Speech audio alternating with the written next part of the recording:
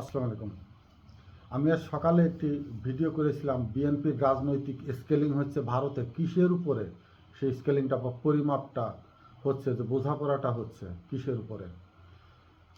প্রথমত 10 ট্রাক অস্ত্রের ব্যাপারে আওয়ামী লীগের কী অ্যাকশান ছিল, সীমান্ত হত্যা নিয়ে আওয়ামী লীগের কী ভূমিকা ছিল, বিডিআর হত্যাকাণ্ডের মাধ্যমে বিজেপিকে যে অথর্ব এবং সাথে সেনাবাহিনীকে যে দুর্বল করার প্রক্রিয়া, সেখানে আওয়ামী লীগের কী ভূমিকা রেখেছিল, ভারতকে শেল্টার দেবার জন্য, ভারতকে এর থেকে নিরাপত্তা দেবার জন্য, নিরাপদে রাখতে, ভারতকে নিয়ে যেন কোনো প্রশ্ন উন্মোচিত না হয়, সেই ব্যাপারে কি ভূমিকা রেখেছে।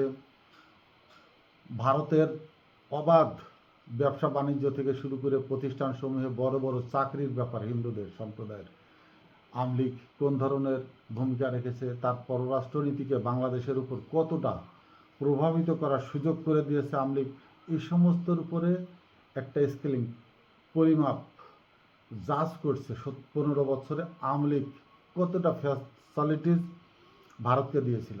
সেই মানটা সমান রেখে তার উপরে, সেগুলো তো বহাল থাকবেই, তার উপরে আরও কি সুযোগ সুবিধা ভারতকে দিতে হবে, তার একটি সমঝোতা চুক্তি। আমি বিষয়টা বলতে চাচ্ছিলাম না, তবু ইউটিউবে কথা বলার খাতিরে বলছি। নির্বাচনের আগে 2টি লাইনে 2টি চুক্তি হয়েছে 2টি দেশের সাথে। একটা হলো অন্তর্বর্তীকালীন সরকার, ডক্টর ইউনূসের সরকার, ইউনূসের মাধ্যমে আমেরিকার সাথে একটি চুক্তি সম্পাদন হয়েছে, যে চুক্তিটা এখন অ্যাট এ গ্লান্স হয়ে বের হয়ে আসছে বা সম্মুখে আসছে, বা সেটা নিয়ে দেন দরবার, আলোচনা সমালোচনা, পর্যালোচনা সমস্ত কিছু শুরু হয়ে গেছে অলরেডি। ডক্টর ইউনূস এবং আমেরিকার ভিতরকার চুক্তি। আরেকটি চুক্তি এখনও ওপেন হয়নি, সামনে আসেনি, কিন্তু না আসলেও তার যে একটা বাজনা, তার যে একটা গুঞ্জন, তার যে একটা প্রতিফলন, সেটা যারা বুঝতে শুরু করেছে, এবং নির্বাচনের তারেক রহমানের দেশে ফেরার যে তড়িঘড়ি ভূমিকা রাখার পিছনে 2টা লোকের মাধ্যমে, ওটা হয়েছে সরকারিভাবে, আর এটা হয়েছে দলীয় চুক্তি। দলীয় চুক্তি হয়েছে এইভাবেই যে দল ক্ষমতায় আসলে ভারতের সাথে তাদের কী ধরনের সম্পর্ক হবে, সম্পর্ক করতে হবে, এবং সেই সম্পর্কটা আওয়ামী লীগের সময়কালের সমস্ত চুক্তিকে সমমর্যাদায় রেখে বা সম অবস্থানে রেখে আরও কি কি সুযোগ সুবিধা বর্তমান সরকার তাদেরকে দেওয়ার প্রতিশ্রুতি দিয়ে ক্ষমতা এসেছে। এই 2টা জায়গায় আমেরিকা এবং ইন্টিমেন্ট সরকারের ভিতরে, অর্থাৎ অন্তর্বর্তীকালীন সরকারের ভিতরে যে ডিট, সেখানেও ডক্টর খলিলুর রহমানের মধ্যস্থতাকারী এবং ভূমিকা ছিল। সে তো তখন তো সরকারের একজন অংশীদারিত্ব প্রতিনিধি। আর এর বাইরে এসে বিএনপি রাজনৈতিক দলের সাথে আর একটা চুক্তি হয়েছে, যেটা এখনও সামনে আসেনি, কিন্তু তার কার্যক্রম চলছে, একসময় হয়তো আসবে।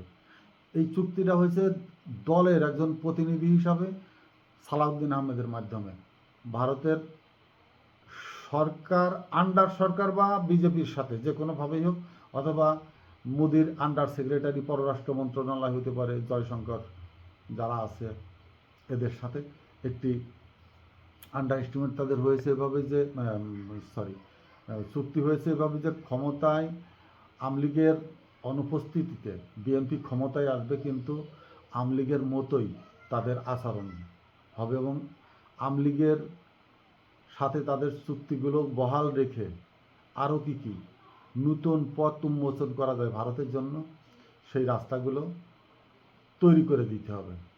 যার ফলে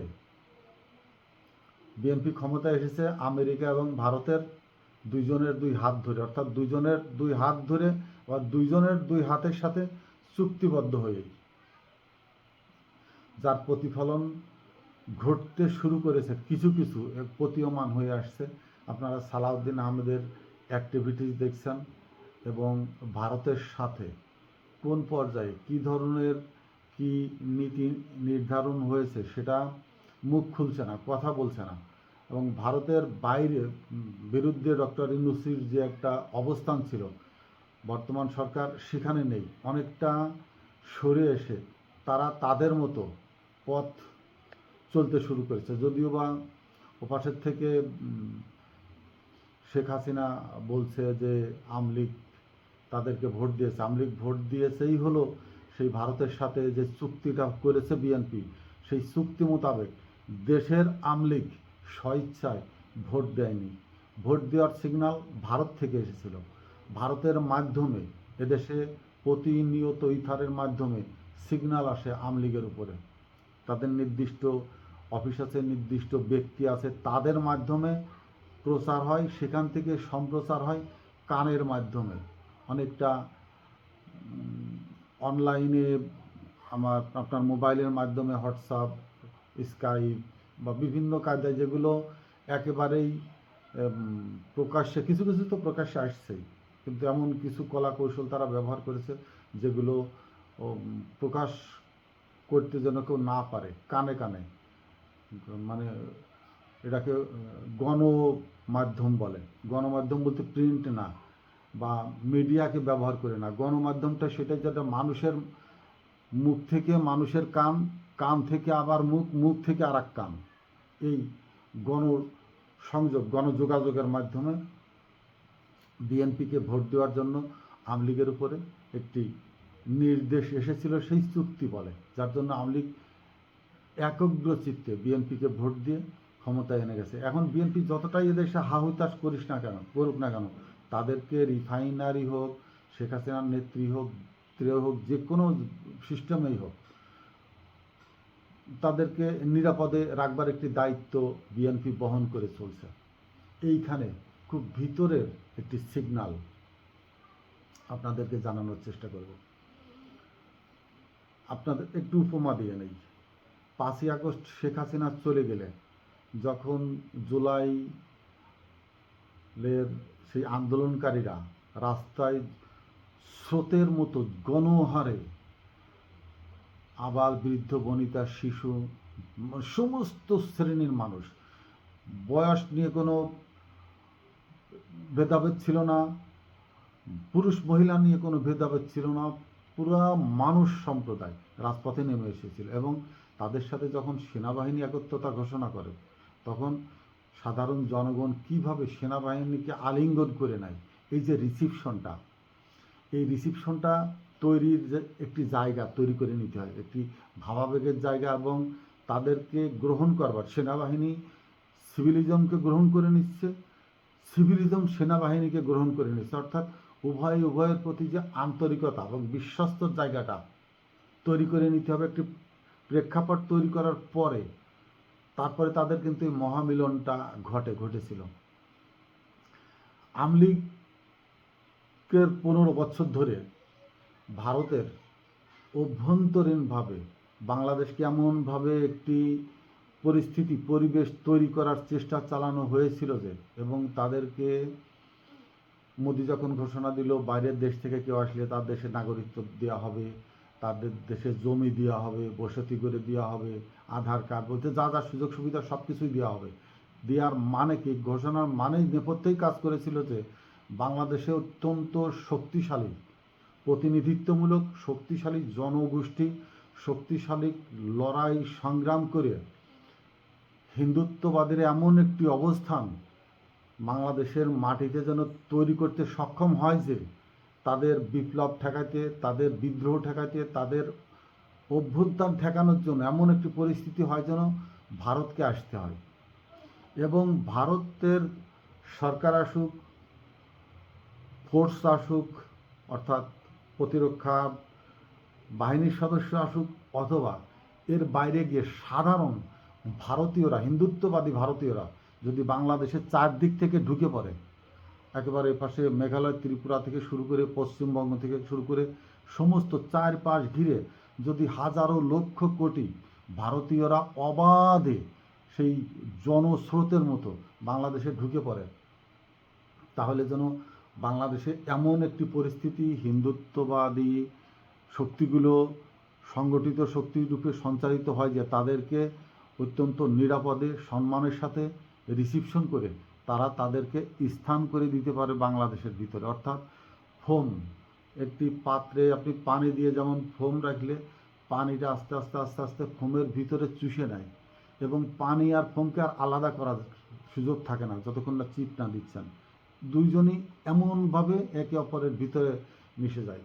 ভারতের হিন্দুত্ববাদী বিজেপির সংগঠন এবং হিন্দুত্ববাদী জনগণের এই ধরনের একটি চিন্তাভাবনা ছিল, এবং সেইভাবে মাঝে মাঝে আপনারা শুনেছেন চিটাগাং, রংপুরে হিন্দুরা জমি কিনছে, প্রচুর জমি কিনছে, এবং হিন্দুরা অন্য ডিস্ট্রিক্টে যাই এইসব জায়গাগুলোতে জনবসতি এবং জনগণের একটি ঘন জনবসতিতে এবং জনসংখ্যা বৃদ্ধির চেষ্টা করছে।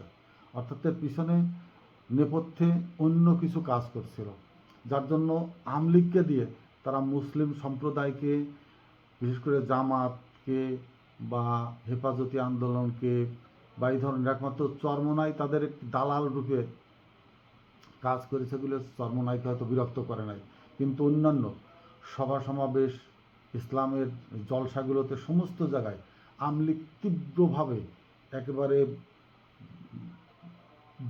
চাপিয়ে রেখে স্টিম রোলার দিয়ে তাদের গলা, কণ্ঠ, তাদের বিবেক, তাদের কার্যক্রম, রাজনৈতিক চলাফেরা সমস্ত কিছুকে এমনভাবে শৃঙ্খলিত করে রেখেছিল, তাদের আর মাথা চারা দিয়ে দাঁড়ানোর মতো কোনো রাস্তা রাখেনি, পথ রাখেনি। বিবেকবান সুশীল সমাজ মানুষগুলোকে বা ইসলামী যারা প্রবক্তা, যারা প্রচার বহুল ব্যক্তিত্ব ছিল, আবু সাইদিকে তো দেলোয়ার হোসেন সাইদিকে ফাঁসি দিয়ে হত্যা করা হলো, আর নিচেই যারা ছিল মাহমুদুল হক বা যারা অত্যন্ত জেদি, খুব শক্তিশালী কণ্ঠ রেজ করতে পারছিল ইসলামকে নিয়ে, তাদেরকে সবাইকে জেলে পুরে রেখে তাদের উপরে যে টর্চার হচ্ছিল হামজা সাহেবদের দিয়ে একেবারে নিষ্পেষিত করে রেখেছিল। অন্যদিকে হিন্দুদেরকে কিন্তু উন্মুক্ত করে দিয়েছিল, ছেড়ে দিয়েছিল, তারা যা খুশি সেটাই করছিল। সম্ভবত এই ট্রাম যদি থেকে যেত, বা জুলাই আগস্টের যে আন্দোলনটা হয়ে যেভাবে শেখ হাসিনাকে বিতাড়িত করতে সক্ষম হয়েছে দেশের মানুষ, যদি এটা সক্ষম না হতো, তাহলে এমন একটি পরিস্থিতি হতো এদেশে মুসলমানদেরকে সেই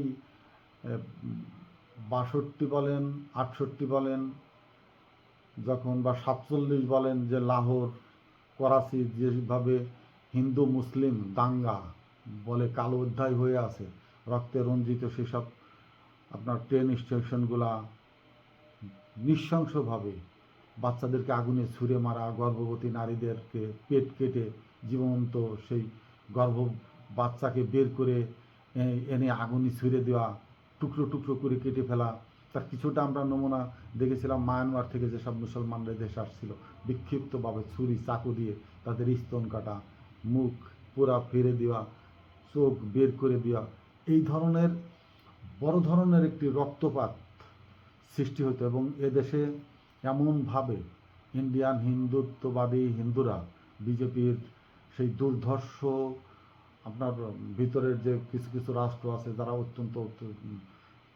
তেলেঙ্গানা যারা আছে বা মাদ্রাজের হিন্দুরা অত্যন্ত শক্তিশালী এবং তাদের খুব বলিষ্ঠ দেহ, এবং তারা যে কোনোভাবে মানুষকে মারতে খুব উস্তাদ।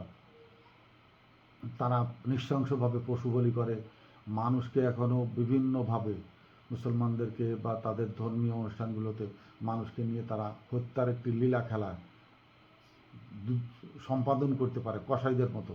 এই ধরনের হিন্দুরা বাংলাদেশে এসে মুসলমানদের যেভাবে নিধনযজ্ঞ চালানোর পরিকল্পনায় মেতে উঠেছিল, যার জন্য ভারতের পাকিস্তান থেকে এমনভাবে বিচ্ছিন্ন করে ফেলা হয়েছিল যেন বাংলাদেশের মুসলমানদেরকে আর রক্ষা করবার মতো কোনো উপায়ান্তর, কোনো দিক, কোনো কিছুই ছিল না। এই ধরনের একটি পরিস্থিতি তৈরির দিকে প্রায় 75-80% সম্পাদন হয়ে গিয়েছিল।